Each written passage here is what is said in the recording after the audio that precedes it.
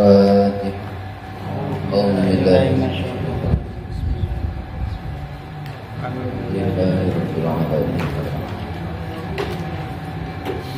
Iya, kita surat al-Laili.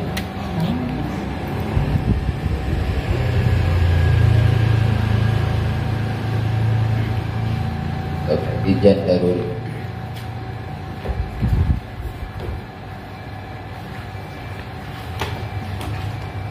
Bismillahirrahmanirrahim. Qala al-musannif rahimahullah wa diduha at-ta'addudu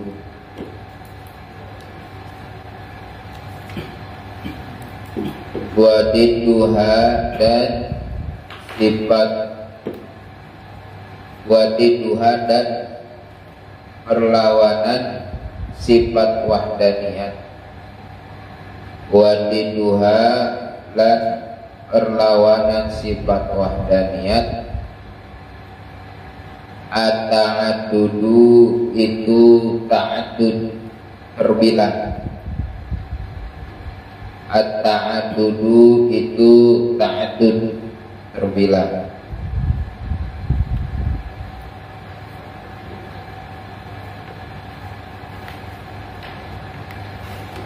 Wa dalilu ala zalika dan dalil ala zalika atas demikian annahu law kana muta'addidan lam yujad syai'un min hadhil makhluqat. Annahu sesungguhnya Allah law kana itu jika karena adanya Allah,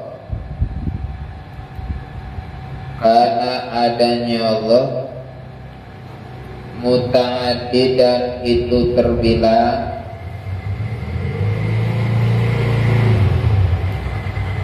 muta'addidan itu terbilang.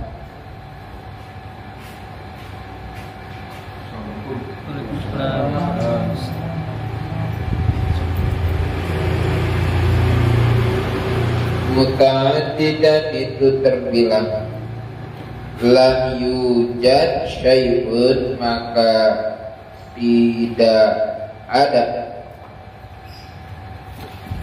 lam yujad maka tidak ada syai'un sesuatu pun, syai'un sesuatu pun min hadhil makhluqati dari inilah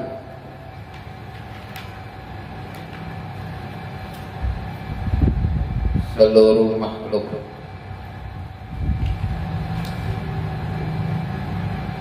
Waniduha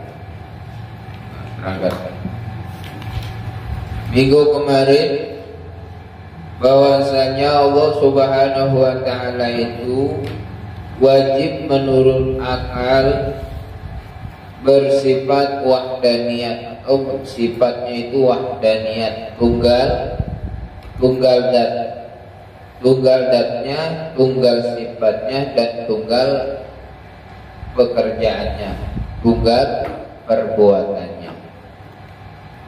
Makna daripada tunggal datnya itu tidak terangkai dari beberapa juz.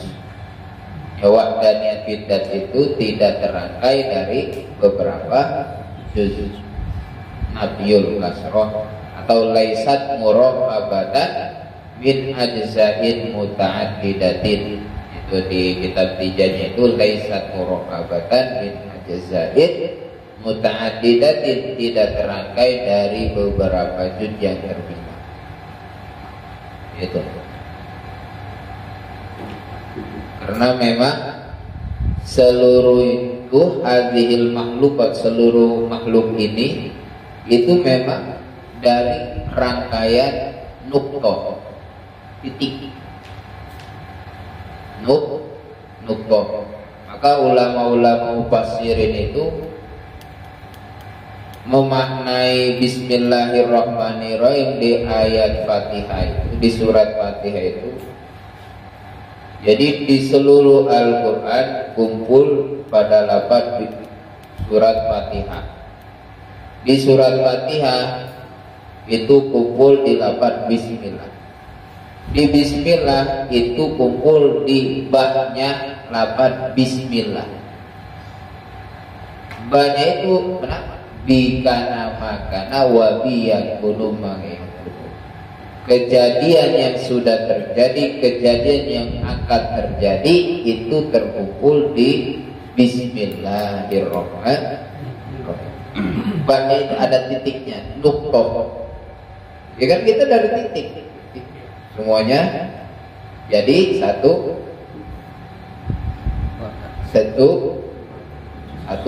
kita. Dari beberapa juz, dari keramik juga kan. Kalau dipecah-pecah pasti ada titik-titik rangkaiannya. Nah, wahdaniyatnya Allah itu, zatnya Allah, wahdaniyatnya Allah itu tidak terrangkai dari beberapa. Satuannya itu tidak, esanya Allah itu tidak terrangkai dari beberapa juz. Nah itu wahdaniyat bid.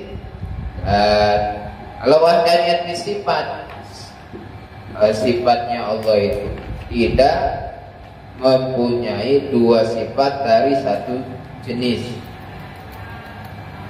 Seperti sifat kudroh kuasa Allah itu ya tidak ada kuasa selain kuasanya Allah. Tidak ada di Allah itu sifat kudrotain, dua kekuasaan. Tidak ada, satu kudrohnya. Terus perbuatan Allah wahdaniyat fil af'al, tunggal dalam perbuatan. Semuanya terjadi kejadian di makhluk ini itu adalah perbuatan Allah. Tidak ada yang menyekutukan perbuatan Allah. Yang menyembuhkan, yang menyuburkan dan mengenyangkan, yang membakar pun itu semuanya perbuatan Allah. Kalau yang nasi bisa mengenyangkan, pupuk bisa menyuburkan tanaman, itu hanya asbabul adi, hukum ada. Jadi ya tidak boleh ditingkatkan ya. Cuma kalau hukumnya adat ya memang begitu adat. Tidak lepas dari empat. Rabbu wujudin bi wujudin, Rabbu wujudin bi adamin, Rabbu adam bi wujudin, Rabbu adam bi adamin. Kemarin awal-awal. Nah, selanjutnya perlawanan atau sifat mustahil dari sifat wahdaniyatnya Allah itu adalah ta'addud, terbil. Mustahil Allah itu terbilang, ya, terbilang.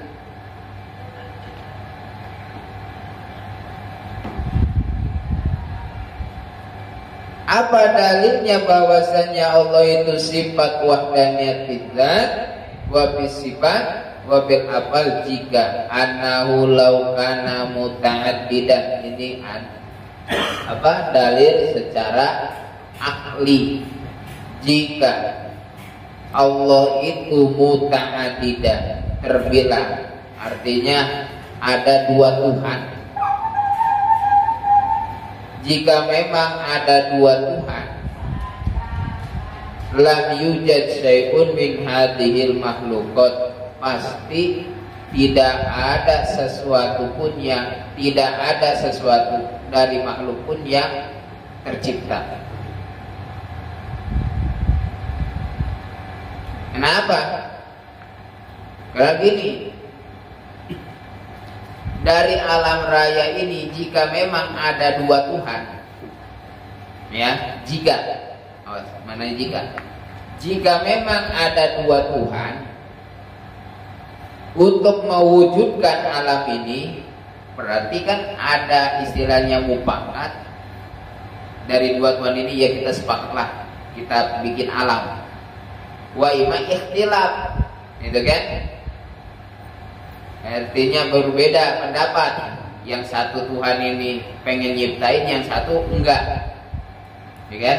Jika ini berandai, seandaikan ada dua Tuhan untuk mewujudkan alam ini, untuk mewujudkan makhluk, pasti kan ada dua solusi. Ima sepakat, itu kan? Wa ima berbeda. Ya kan, sepakat mewujudkan atau sepakat meniadakan, ya kan? Itu sepakat. Wa ima ikhtilaf, berbeda. Yang Tuhan ini pengen ngewujudin alam, Tuhan ini enggak. Ya pasti enggak bakalan jadi. Tapi alam ini ada, otomatis Tuhannya satu, ya kan?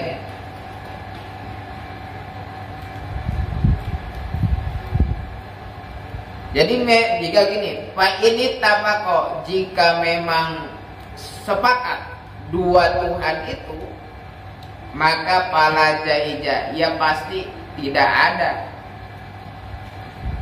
Sepakat pala jaija ayujadahu ma'an, maka tidak boleh ayujadahu mewujudkan dua Tuhan itu, mewujudkan alam ini secara bersamaan jika sepakat. Kenapa? Karena mustahil berkumpulnya dua efek dari satu asar wahid, dari satu efek.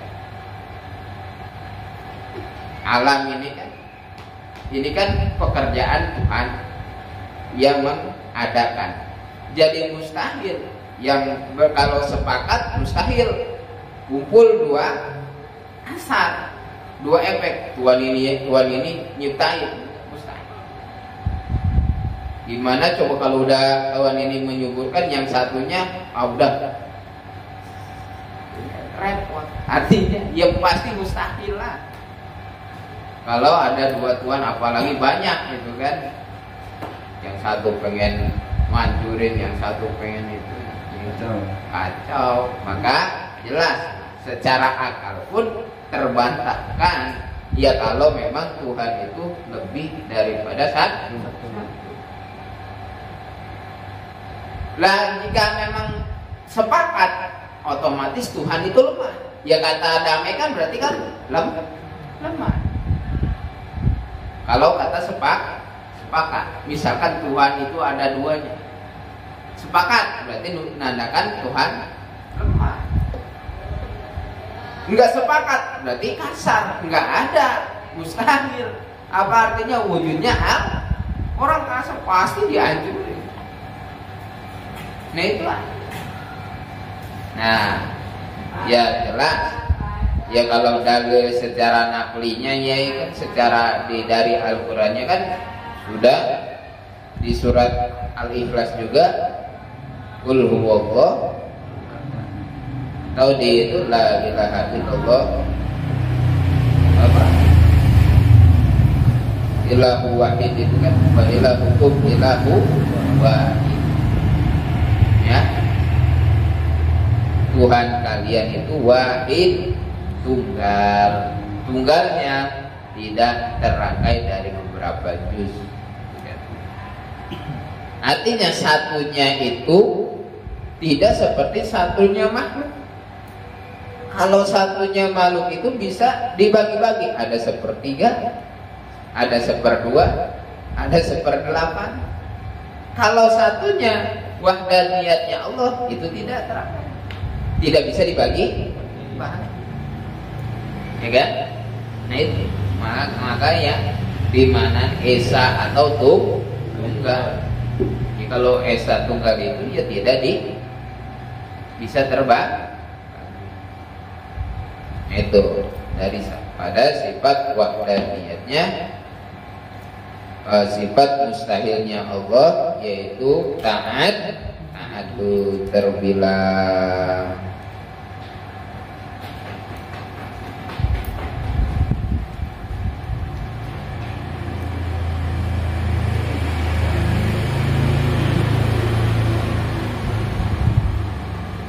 Nah, dari sekian ini, yang mana dari sifat wahdaniyat ini itu tergolong sifat salbiyah yang jumlahnya 5. 1 idam, bako, muholab lil hawadisi, terus yang binafsihi wa daniyat.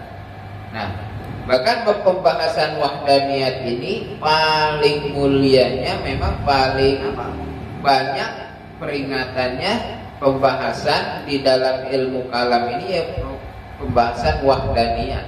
Memang rumit. Ya satu yang gimana? Satu datnya, satu sifatnya, satu perbuatan. Tunggal datnya, tunggal sifatnya, tunggal perbuatan.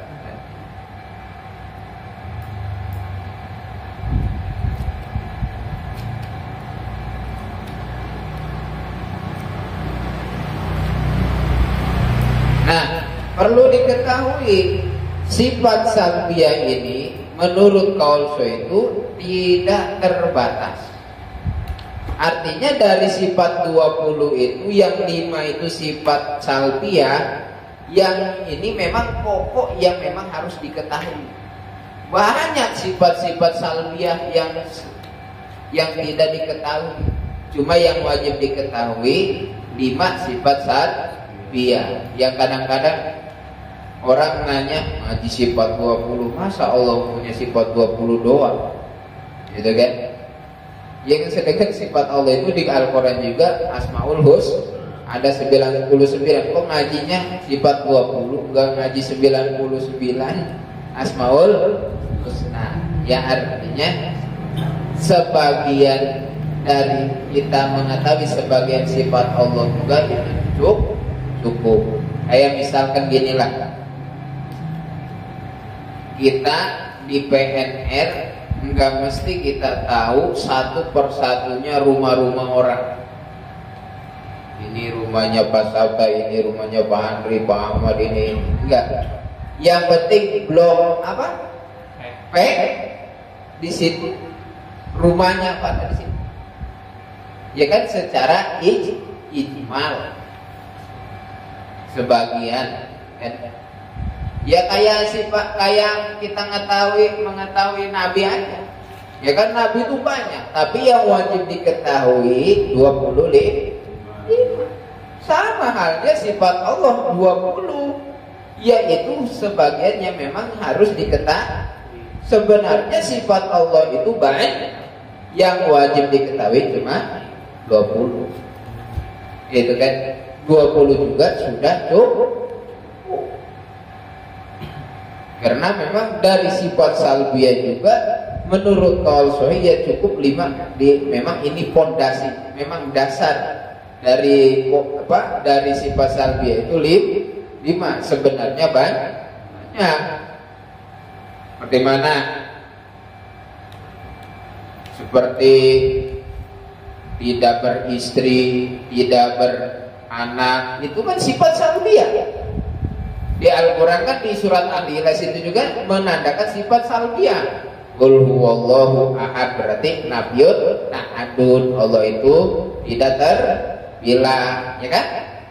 Allahus somad, lam yalid, Allah itu tidak beranak, walam yulad, dan tidak Di surat Al-Ikhlas juga itu banyak sifat salbiyah. Enggak ada kitab baqom mukhalafat liwa di sifat Al-Ikhlas, di surat Al-Ikhlas adanya sifat salbiyahnya nafyul walad, nafyul maulud, gitu kan? Tidak beranak, tidak diperanakan. Itu sifat salbiyah. Artinya salbiyah itu menafikan sifat-sifat yang tidak layak bagi Allah Subhanahu wa ta'ala.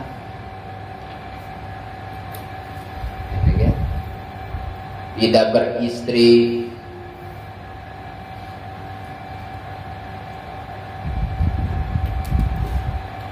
tuh.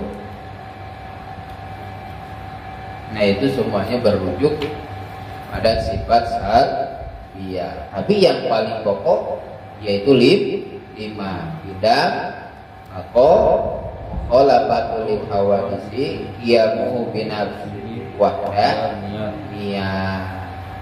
Tuh.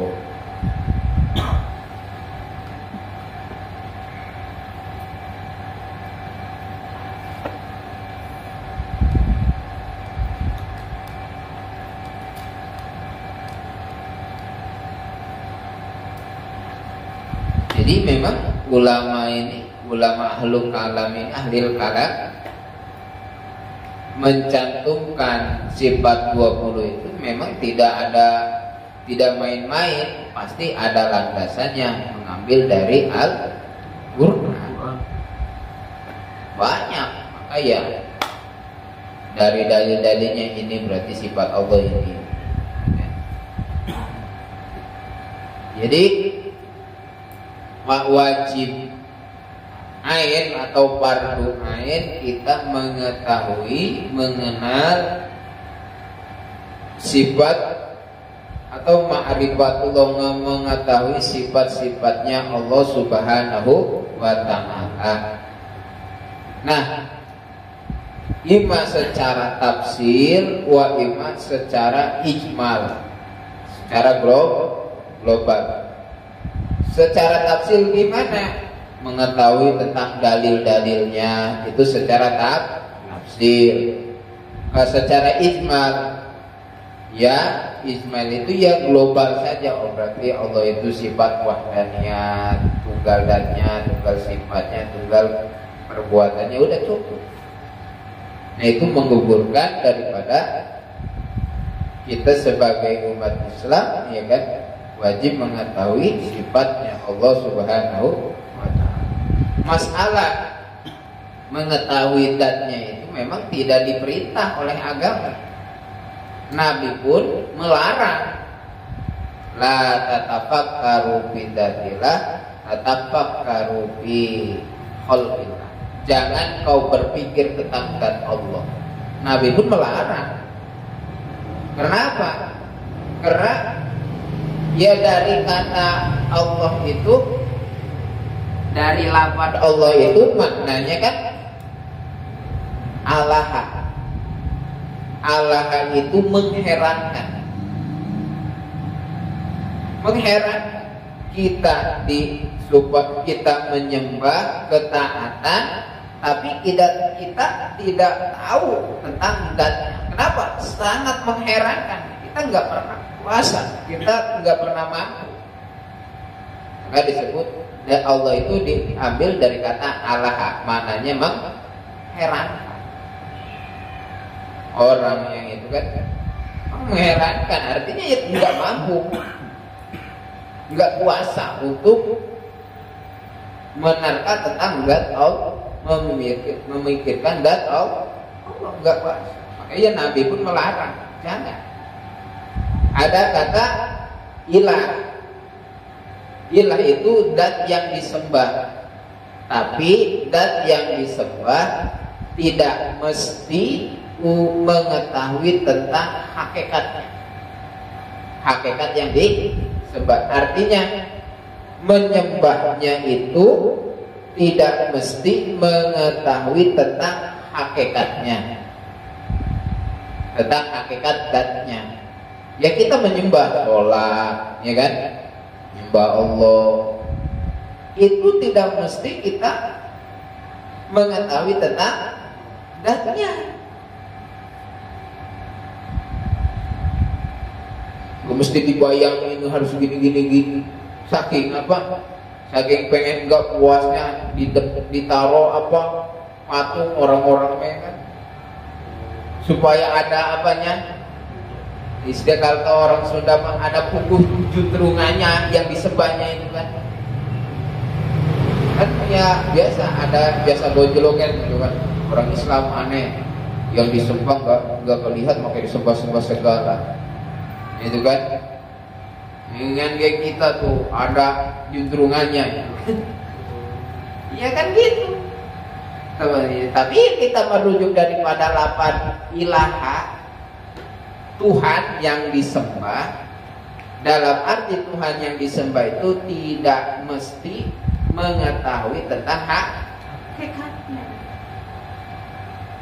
Ya hakikatnya Allah itu adalah yang disembah kita, ya itu aja.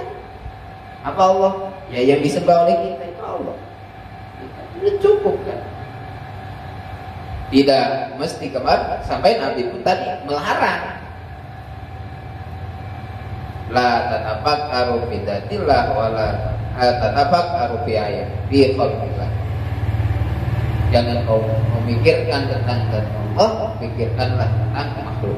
Karena di situ juga kita akan mengantarkan daripada kita tafakur di makhluknya itu mengantarkan akan sang pencipta. Ya kan, orang Baduy ditanya tentang adanya Allah. Orang Baduy orang kamu ya biasa-biasa aja, nggak mesti harus dalil gini. Orang Baduy ya santai aja. Ketika ditanya, kamu percaya adanya Allah? Ya percaya. Gimana kamu percaya adanya Allah? Ya orang Baduy kan ya orang Angon gitu kan. Ya di mana ada tapak sapi berarti itu ada sapinya.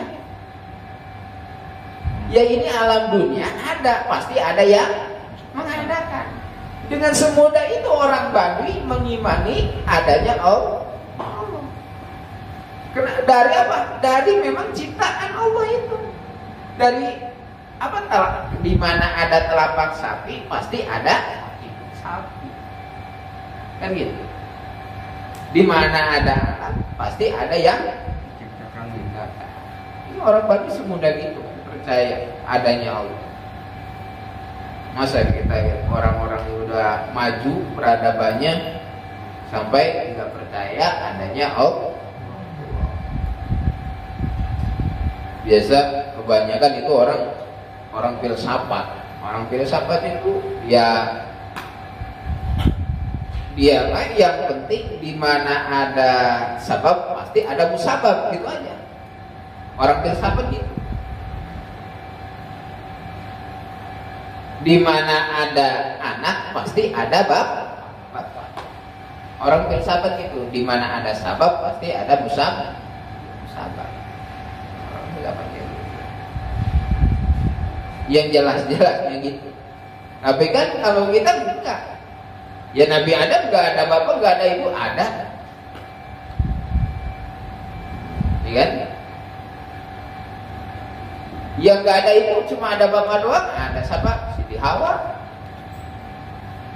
Ada ibu enggak ada bapak, Nabi Isa. Ya kan itu kan. Semuanya juga kehendak qudroh iradanya Allah. Kan gitu kita mengimani kayak gitu. Yaitu tadi semuanya juga afalnya Allah, perbuatannya Allah. Jika Allah berbuatnya demikian, gak ada bapak, gak ada ibu, jadi Nabi Adam. Kan kalau orang filsafat kan di mana ada sabab pasti ada musabab. Orang filsafat kayak gitu. Makanya yang enggak sampai mempercayakan.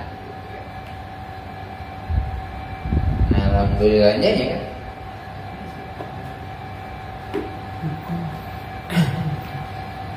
Kita diajari oleh orang-orang tua kita, oleh guru-guru kita ya tentang cara berpikir adanya Allah, mengimani Allah Subhanahu wa taala itu dengan sederhana.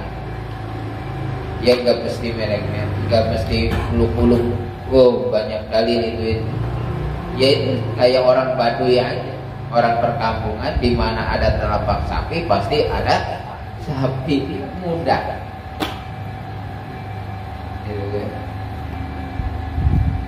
Nah itu.